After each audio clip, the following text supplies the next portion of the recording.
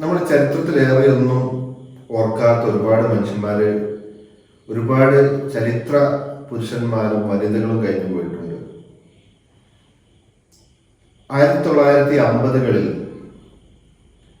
കൊളംബോയുടെ municipal കോർപ്പറേഷന്റെ deputy mayor ആയിരുന്ന ഒരു മലയാളി വനിതയുണ്ടായിരുന്നു. അവർ കൊളംബോയിൽ സ്ഥാപിക്കപ്പെട്ട ആദ്യത്തെ വനിതാ കോളേജിന്റെ പ്രിൻസിപ്പൽ കൂടിയായിരുന്നു, തലശ്ശേരിക്കാരി. മാത്രമല്ല, അവർ സിലോണിലേക്ക് പോകുന്നതിന് മുമ്പ് ബ്രിട്ടീഷ് മലബാറിന്റെ വിദ്യാഭ്യാസ വകുപ്പിൽ ഉന്നത ഉദ്യോഗസ്ഥ കൂടിയായിരുന്നു. ചരിത്രം വിസ്മരിച്ച മലയാളികൾക്ക് ഏറെയൊന്നും പരിചയമില്ലാത്ത ആ വനിതയെ കുറിച്ചാണ് ഇന്ന് നമ്മൾ സംസാരിക്കാൻ പോകുന്നത്. അതിനു മുമ്പ് ഈ ചാനൽ സബ്സ്ക്രൈബ് ചെയ്യാത്ത ആളുകൾ സബ്സ്ക്രൈബ് ചെയ്യണം. നിങ്ങളുടെ അഭിപ്രായങ്ങളും ചോദ്യങ്ങളും ഉന്നയിക്കണം. അതുപോലെ ലൈക്ക് ചെയ്യുകയും ഷെയർ ചെയ്യുകയൊക്കെ ചെയ്യണമെന്ന് ആദ്യമായി അഭ്യർത്ഥിക്കുകയാണ്.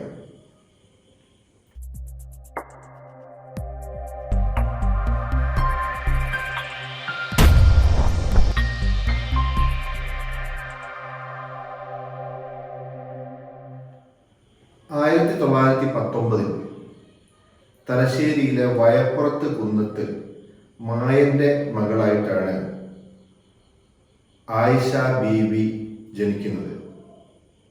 ഉമ്മയുടെ പേര് കയ്യുമ്മു എന്നായിരുന്നു. അവർക്ക് 3 സഹോദരങ്ങളാണ് ഉണ്ടായിരുന്നത്. ഒരു സഹോദരിയും 2 സഹോദരന്മാരും. വയപ്പുറത്ത് മായൻ എന്ന് പറയുന്ന ആള് തലശ്ശേരിയിൽ വളരെ പ്രസിദ്ധനായിരുന്നു. രാഷ്ട്രീയ രംഗത്തും സാമൂഹിക രംഗത്തൊക്കെ വളരെ പ്രശസ്തനായ ഒരാളായിരുന്നു മായൻ. മായന് മറ്റൊരു വിളിപ്പേര് കൂടി ഉണ്ടായിരുന്നു അക്കാലത്ത് തലശ്ശേരിയിൽ. അത് കാഫിർ മായൻ എന്നായിരുന്നു. മായന് കാഫിർ മായൻ എന്ന് പേര് വിളിക്കാൻ ഒരു കാരണമുണ്ട്. അതിനർത്ഥം നിങ്ങൾക്കറിയാം. കാഫിർ എന്ന് പറഞ്ഞാൽ മതനിഷേധി എന്നോ മതത്തിൽ നിന്ന് പുറത്തു പോയ ആളോ എന്ന അർത്ഥത്തിലാണ് സാധാരണയായി ഉപയോഗിക്കാറുള്ളത്. അങ്ങനെ തലശ്ശേരിയിലെ വയപ്പുറത്ത് മായനെ കാഫിർ മായൻ എന്ന് വിളിക്കാനുണ്ടായ കാരണം മറ്റൊന്നുമായിരുന്നില്ല. അദ്ദേഹം തൻ്റെ മക്കളെ, പ്രത്യേകിച്ച് പെൺമക്കളെ, കഴിയാവുന്നത്ര വിദ്യാഭ്യാസം നൽകി എന്നതുകൊണ്ടായിരുന്നു. ആയിഷ ബീവി സേക്രഡ് ഹാർട്ട് സ്കൂളിൽ തലശ്ശേരിയിലാണ് വിദ്യാഭ്യാസം ചെയ്തിരുന്നത്. അതുപോലെ തന്നെ അവരുടെ സഹോദരിയും ഉന്നത വിദ്യാഭ്യാസം സേക്രഡ് ഹാർട്ട് സ്കൂളിലും പിന്നീട് മദ്രാസിലുള്ള മെഡിക്കൽ കോളേജിലുമാണ് പഠിച്ചത്. അവർ ഡോക്ടറാവുകയുണ്ടായി. ആയിഷയാകട്ടെ ഡിഗ്രി ബിരുദം നേടുകയുണ്ടായി. മലബാറിൽ ആദ്യം ബിരുദം നേടിയ മുസ്ലിം വനിതകളിൽ ഒരാളായിരുന്നു ആയിഷ ബീവി, അല്ലെങ്കിൽ ആയിഷ മായൻ എന്നറിയപ്പെട്ട ആൾ. വളരെ രസകരമായ ഒരു കഥയാണ് അവരുടെ കഥ. ആ കാലത്ത് മുസ്ലിം സ്ത്രീകൾക്ക് വിദ്യാഭ്യാസം പാടില്ല എന്നായിരുന്നു പുരോഹിതന്മാരുടെ നിലപാട്. അക്ഷരാഭ്യാസം ചെയ്യാൻ പോലും അനുവദിക്കപ്പെട്ടിരുന്നില്ല. ആ സമയത്താണ് മായൻ കോൺഗ്രസിന്റെ നേതാവായിരുന്നു. അന്ന് തലശ്ശേരിയിൽ കോൺഗ്രസിന്റെ ഏരിയ പ്രസിഡന്റായിരുന്നു. പിന്നീട് മുസ്ലിം ലീഗ് വന്ന സമയത്ത് മുസ്ലിം ലീഗിന്റെയും പ്രധാനപ്പെട്ട പ്രാദേശിക നേതാവ് കൂടിയായിരുന്നു മായൻ തന്റെ 2 മക്കളെയും വിദ്യ നൽകാൻ തീരുമാനിച്ചു. അദ്ദേഹം ഒരു പരിഷ്കർത്താവായിരുന്നു, പുരോഗമന വീക്ഷണക്കാരനായിരുന്നു. അങ്ങനെ 2 മക്കളെയും പഠിപ്പിക്കാൻ അദ്ദേഹം തീരുമാനിച്ചു. നേരത്തെ സൂചിപ്പിച്ച പോലെ ഒരാൾ ഡോക്ടറായി മാറുന്നു, മറ്റൊരാള് ബിരുദം നേടുന്നു. മദ്രാസ് യൂണിവേഴ്സിറ്റിക്ക്, അന്നത്തെ മദ്രാസ് സർവകലാശാലയ്ക്ക് കീഴിലാണ് ബിരുദം നേടിയത്. ബിരുദം നേടി തിരിച്ചു വന്ന ശേഷം തലശ്ശേരി ഭാഗത്ത് ഏതാനും കാലം ഇംഗ്ലീഷ് അധ്യാപകയായി പ്രവർത്തിക്കുകയാണ്. അതിനുശേഷം വിദ്യാഭ്യാസ വകുപ്പിൽ, ബ്രിട്ടീഷ് മലബാറിലെ വിദ്യാഭ്യാസ വകുപ്പിൽ ഉപ ഡയറക്ടറായി അവർ സ്ഥാനമേൽക്കുന്നുണ്ട്. പിന്നീട് വീണ്ടും പഠിക്കുകയും ഇന്ന് നമ്മുടെ MEdനൊക്കെ തുല്യമായ വിദ്യാഭ്യാസ രംഗത്ത് മാസ്റ്റേഴ്സ് ബിരുദം നേടുകയും ചെയ്തു. അതിനുശേഷം അവര് മലബാർ എഡ്യൂക്കേഷൻ സർവീസിൽ ബ്രിട്ടീഷ് ഭരണകാലത്ത് ഡയറക്ടറായി നിയമിക്കപ്പെട്ടു. അവരുടെ പ്രധാനപ്പെട്ട ജോലി മുസ്ലിം പെൺകുട്ടികളെ, പ്രത്യേകിച്ചും മുസ്ലിം വിദ്യാഭ്യാസ ഓഫീസർ എന്ന നിലയിലായിരുന്നു അവർ നിയമിക്കപ്പെട്ടത്. ആ കാലത്ത് അങ്ങനെ ഒരു തസ്തിക ഉണ്ടായിരുന്നു. ഇന്നും അവർ തസ്തിക നിലനിൽക്കുന്നുണ്ട്. വിദ്യാഭ്യാസ രംഗത്ത് പിന്നോക്കാവസ്ഥയിലുള്ള അല്ലെങ്കിൽ വിദ്യാഭ്യാസത്തിലേക്ക് ആകർഷിക്കപ്പെടാത്ത പിന്നോക്ക സമുദായത്തെ കൂടുതൽ പ്രോത്സാഹനം നൽകിക്കൊണ്ടും സൗകര്യങ്ങൾ ചെയ്തു കൊടുത്തുകൊണ്ടും ഒക്കെ ബോധവൽക്കരിച്ചുകൊണ്ടും ഒക്കെ വിദ്യാലയങ്ങളിലേക്ക് കൊണ്ടുവരാൻ വേണ്ടിയാണ് ബ്രിട്ടീഷ് സർക്കാർ അങ്ങനെ ഒരു നിയമനം നടത്തിയത്. അപ്പോൾ ആ കാലത്ത് അവര് കേരളത്തില് അല്ലെങ്കിൽ മലബാറിലുടനീളം സഞ്ചരിച്ചുകൊണ്ട് വിദ്യാഭ്യാസ പ്രവർത്തനത്തിൽ മുഴുകുകയുണ്ടായി. അവരുടെ കാലത്താണ് സ്ത്രീകൾക്ക്, പെൺകുട്ടികൾക്ക് താമസിച്ച് പഠിക്കാവുന്ന ഹോസ്റ്റൽ സംവിധാനം ഉണ്ടാക്കാൻ അവർ വളരെയേറെ പണിപ്പെടുകയുണ്ടായി. അങ്ങനെ ഏതാനും സ്ഥാപനങ്ങൾ ഉണ്ടാക്കാൻ സാധിച്ചു. അതുമാത്രമല്ല, സ്ത്രീകളെ ശാക്തീകരിക്കുന്നതിന് വേണ്ടി, സ്ത്രീകളുടെ അവകാശങ്ങളെ കുറിച്ച് ബോധവൽക്കരിക്കുന്നതിന് വേണ്ടി ധാരാളം സംഘടനകൾ രൂപീകരിക്കുകയും പ്രഭാഷണങ്ങളിൽ ഏർപ്പെടുകയും അങ്ങനെയുള്ള പ്രവർത്തനങ്ങൾ നടത്തുകയും ചെയ്യുകയുണ്ടായി. നമ്മൾ ഓർമ്മിക്കേണ്ടത്, അന്ന് മുസ്ലിം സ്ത്രീകളുടെ വിവാഹപ്രായം എന്ന് പറയുന്നത് 10, 12, 15 ഒക്കെ ആയിരുന്ന ഒരു കാലഘട്ടമാണ് നമ്മൾ ഓർക്കണം. ആ ഒരു കാലഘട്ടത്തിലാണ് അവർ ഉന്നത വിദ്യാഭ്യാസവും അതിന് മേലെയുള്ള ഉയർന്ന വിദ്യാഭ്യാസവും ഉന്നത തൊഴിലുമൊക്കെ നേടിക്കൊണ്ട് സാമൂഹിക പ്രവർത്തനങ്ങളിൽ ഏർപ്പെടുന്നത്. ഈ വിദ്യാഭ്യാസ ഡയറക്ടറായിരിക്കെ അവർ 1940 കോയമ്പത്തൂരിലുള്ള ഒരു അബ്ദുറൌഫ് എന്ന് പറയുന്ന ആളെ പരിചയപ്പെടുന്നു. അബ്ദുറൌഫ് സിലോൺകാരനായിരുന്നു, കൊളംബോക്കാരനായിരുന്നു. അദ്ദേഹം ബിസിനസ്സുകാരനായിരുന്നു. ബിസിനസ് ആവശ്യത്തിന് വേണ്ടി കോയമ്പത്തൂരിൽ വന്നിരിക്കുന്ന സമയത്ത് ഇവരുടെ വിദ്യാഭ്യാസ പ്രവർത്തനങ്ങളുടെ ഭാഗമായി ബ്രിട്ടീഷ് ആസ്ഥാനം, അന്നത്തെ മലബാറിന്റെ ആസ്ഥാനം പ്രവർത്തനങ്ങൾക്ക് നിയന്ത്രിച്ചിരുന്നത് മദ്രാസിലായിരുന്നത് കൊണ്ട് അങ്ങനെ ആയിരിക്കണം അവർ പരസ്പരം പരിചയപ്പെടാൻ ഇടയാകുന്നത്. ഈ അബ്ദുൾ റൌഫ് എന്ന് പറയുന്ന ആള് ഏറെ വിദ്യാഭ്യാസം ഉള്ള ആളായിരുന്നില്ല, എങ്കിൽ പോലും വിദ്യാഭ്യാസത്തെ പ്രോത്സാഹിപ്പിക്കുന്ന ഒരാളായിരുന്നു. അങ്ങനെ 1943 അവരുടെ വിവാഹം നടക്കുന്നു. ഇവർ തലശ്ശേരിയിലെ കുടുംബത്തിന് സ്വാഭാവികമായും എതിർപ്പുണ്ടായിരുന്നു, കാരണം ഈ നാട്ടുകാരനല്ല എന്നുള്ളത് കൊണ്ട്. അതുപോലെ തന്നെ അബ്ദുൾ റൌഫിന്റെ വീട്ടുകാർക്കും ആദ്യഘട്ടത്തിൽ എതിർപ്പായിരുന്നു. പക്ഷെ ഏതായിരുന്നാലും വിവാഹം നടന്ന ശേഷം 1944 ഒരു വർഷത്തിന് ശേഷം അവര് കൊളംബോയിലേക്ക് പോവുകയാണ്. ആ കാലത്ത് സിലോൺ എന്ന് പറയുന്നത് ഇന്ന് ഗൾഫ് എങ്ങനെയാണോ അതുപോലെ മലയാളികൾ, പ്രത്യേകിച്ച് മലബാറിലുള്ള ആളുകളൊക്കെ തന്നെ തൊഴിലന്വേഷിച്ച് പ്രവാസികളായി പോകുന്ന ഒരു കാലമാണ്. ധാരാളം മലയാളികൾ അവിടെ പല മേഖലയിലും കച്ചവടമായും പ്ലാന്റേഷൻ രംഗത്തൊക്കെ ജോലി ചെയ്യുന്ന ഒരു കാലഘട്ടമാണ് 1940 എന്ന് പറയുന്ന കാലത്ത്. അങ്ങനെ അവർ അവിടെ എത്തിയ ശേഷം 1945 അവിടെ എത്തിയ ശേഷം അവർ വെറുതെ ഇരിക്കുന്നില്ല. ഇംഗ്ലീഷ് നന്നായി പഠിപ്പിക്കാൻ കഴിയുന്ന, വിദ്യാഭ്യാസ രംഗത്ത് വളരെയേറെ താല്പര്യവും പരിജ്ഞാനമുള്ള ഒരാൾ ആയിരുന്നു. അങ്ങനെയാണ് ഈ അബ്ദുൾ റൌഫിന്റെ, അവരുടെ ഭർത്താവായ അബ്ദുൾ റൌഫിന്റെ അടുത്ത സുഹൃത്ത് ആയിട്ടുള്ള ഫരീദ് എന്ന് പറയുന്ന ഒരാള് അവരുടെ ഈ ശക്തി അല്ലെങ്കിൽ ഇവരുടെ ഈ കഴിവുകൾ മനസ്സിലാക്കുകയും ആദ്യമായി കൊളംബോയിൽ ഒരു വനിതാ കോളേജ് സ്ഥാപിക്കുകയും ചെയ്തു. ആ കോളേജ് മുസ്ലിം ലേഡീസ് കോളേജ് എന്നായിരുന്നു കോളേജിന്റെ പേര്.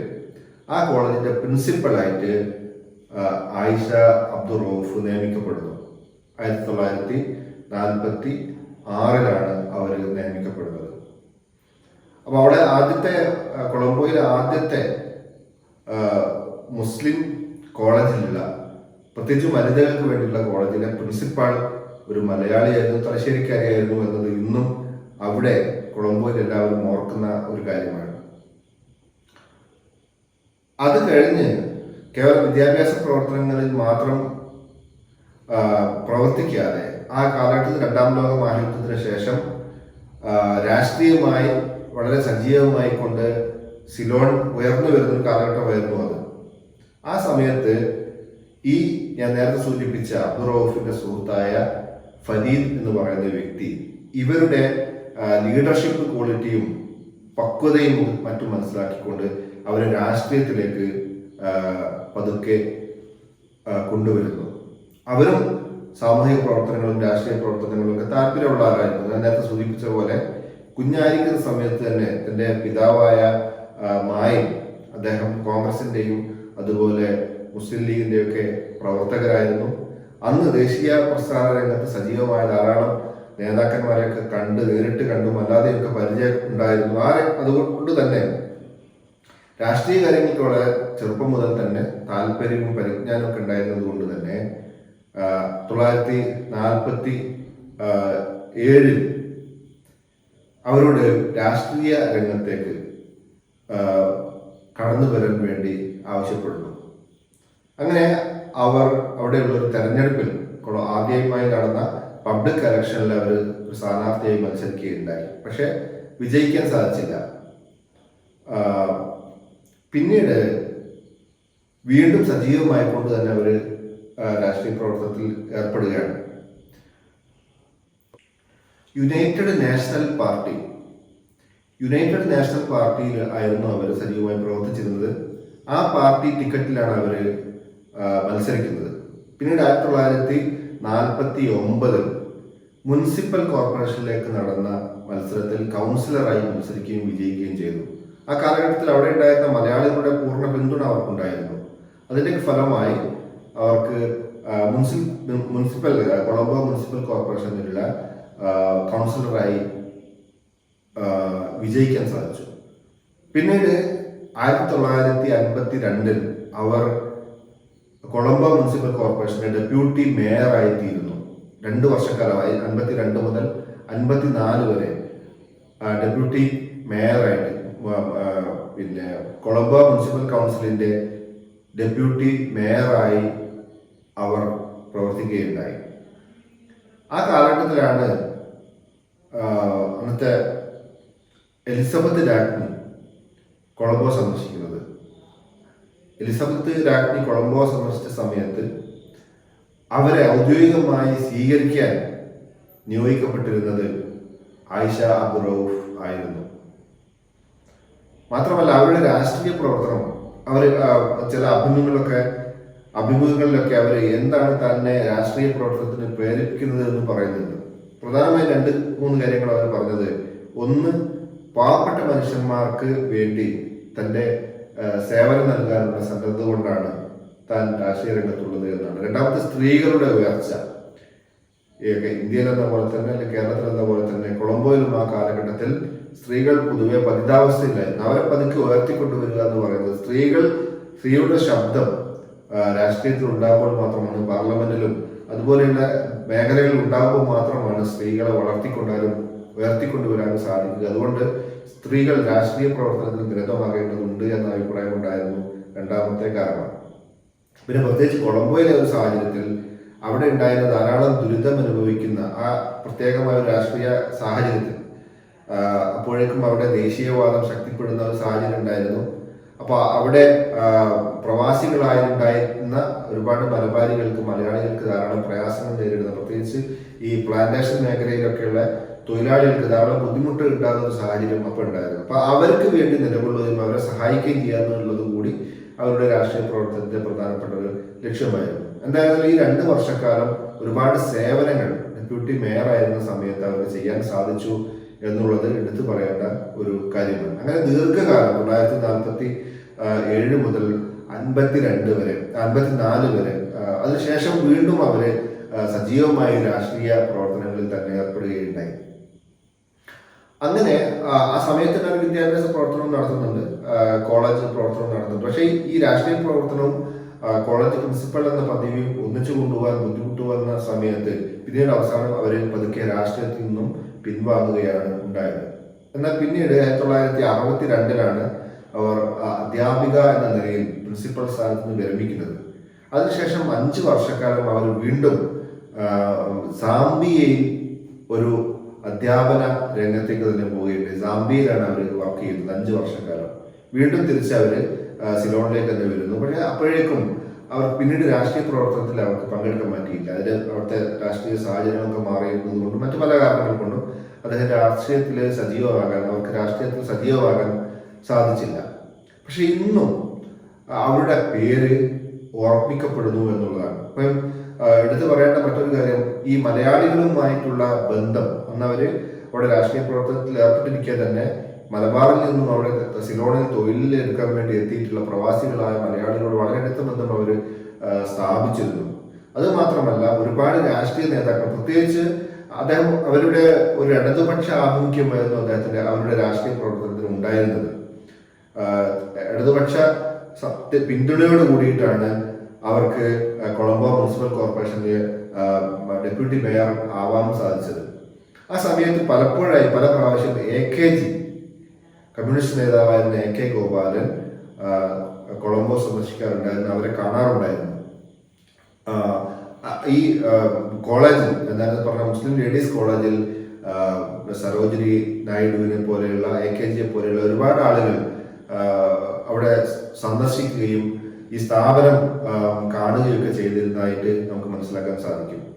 ഈ വ്യക്തിത്വത്തെക്കുറിച്ച് ഇങ്ങനെയൊക്കെ വളരെ വലിയ ഒരുപാട് ചരിത്രം ഓർമ്മിക്കേണ്ടതായ ഈ ഒരു മഹത്തായ വനിതയെക്കുറിച്ച് വേണ്ടത്ര നമ്മുടെ മലയാളികൾക്ക് അറിയില്ല എന്നതാണ് ഒരു വാസ്തവം. ഇങ്ങനെ ഇവരെ കുറിച്ച് വായിച്ച് മനസ്സിലാക്കിയ സമയത്ത് കൂടുതൽ അവരെ കുറിച്ച് മനസ്സിലാക്കണം എന്ന ആഗ്രഹത്തോടു കൂടി അങ്ങോട്ട് കൊളംബോയിലേക്ക് ഒരു യാത്ര ചെയ്യുകയുണ്ടായി ഏതാനും വർഷങ്ങൾക്ക് മുമ്പ്, 2-3 വർഷങ്ങൾക്ക് മുമ്പ്. ആ സമയത്ത് അവിടെ ഇവരെ കുറിച്ച് പഠിച്ചിട്ടുള്ള കൊളംബോ യൂണിവേഴ്സിറ്റിയിലെ സോഷ്യോളജി വിഭാഗത്തിലുള്ള ഒരു പ്രൊഫസറുണ്ട്, ഫർസാന ഹനീഫ് എന്നാണ് അവരുടെ പേര്. ഞാൻ അവരെ നേരിൽ പോയി കണ്ടു, അവരുടെ കോളേജിൽ, അവരുടെ യൂണിവേഴ്സിറ്റിയിൽ പോയി കണ്ടു. അപ്പൊ ഇവരെ കുറിച്ച് പുസ്തകം, ചെറിയൊരു ഗവേഷണ പ്രബന്ധം തയ്യാറാക്കിയിട്ടുണ്ട്. ഇവരുടെ ജീവിത ചരിത്രങ്ങളൊക്കെ പറഞ്ഞുകൊണ്ട് അവിടുത്തെ രാഷ്ട്രീയ സാഹചര്യങ്ങളും, പ്രത്യേകിച്ച് അവരുടെ ഒരു ഫെമിനിസ്റ്റ് കൂടിയാണ്, സ്ത്രീ പ്രശ്നങ്ങളിലെ സ്ത്രീകൾ രാഷ്ട്രീയ രംഗത്തേക്ക് ശ്രീലങ്കയിൽ കടന്നു വന്നതിന്റെ ചരിത്രങ്ങളൊക്കെ പറഞ്ഞുകൊണ്ടുള്ള ഒരു പുസ്തകം ഒരു ഗവേഷണ പഠനം അവർ പ്രസിദ്ധീകരിച്ചിട്ടുണ്ട്. അപ്പൊ ഇവരെ പോയി കാണുകയും അവരുമായി സംസാരിക്കുകയും ചെയ്തപ്പോൾ കുറെ കൂടി വിശദമായ ഒരു ചിത്രം കിട്ടി. അതിന്റെ അടിസ്ഥാനത്തിൽ ഞാൻ ഈ പറയുന്ന കോളേജ് സന്ദർശിക്കാൻ പോവുകയുണ്ടായി. മുസ്ലിം ലേഡീസ് കോളേജ് എന്ന് പറയുന്ന കോളേജ് സന്ദർശിക്കാൻ സാധിച്ചു. ഇപ്പോഴും അവിടെ ഇവരുടെ ഓർമ്മയുണ്ട്, അവിടെയുള്ള ആളുകൾക്കൊക്കെ ഇവരെ പറഞ്ഞാൽ മനസ്സിലാവും. 1992 ആയിഷ അബ്ദുൾ റൌഫ് മരിക്കുന്നത്. അപ്പം അവരുടെ ഓർമ്മകൾ ഇപ്പോഴും അവിടെയുണ്ട്. രാഷ്ട്രീയ രംഗത്തും വിദ്യാഭ്യാസ രംഗത്തും ഒക്കെ തന്നെ അവിസ്മരണീയമായ ഒരു സാന്നിധ്യമായിരുന്നു ആയിഷ അബ്ദുൾ റൌഫ് എന്ന് പറയാം. കേരളത്തിൽ നിന്ന്, മലബാറിൽ നിന്ന് പ്രവാസികളായി പല ഭാഗത്തേക്കും, ലോകത്തിന്റെ പല ഭാഗത്തേക്കും ബ്രിട്ടീഷ് കാലഘട്ടത്തിലേക്ക് കുടിയേറിപ്പോയ ധാരാളം ആളുകളുണ്ട്. അവരുടെ കൂട്ടത്തിൽ ഇത്തരം പ്രഗത്ഭരായ ആളുകൾ ഉണ്ടായിരുന്നു. അവരുടെയൊക്കെ ചരിത്രം കണ്ടെടുക്കാനും അവരെ കുറിച്ച് കൂടുതൽ മനസ്സിലാക്കാനും ഒക്കെ ശ്രമിക്കേണ്ടതുണ്ട്. ഇതുപോലെ മലേഷ്യയിലുള്ള ഒരു പ്രദേശത്ത് ധാരാളം മലയാളികൾ ഇപ്പോഴും താമസിക്കുന്നുണ്ട്.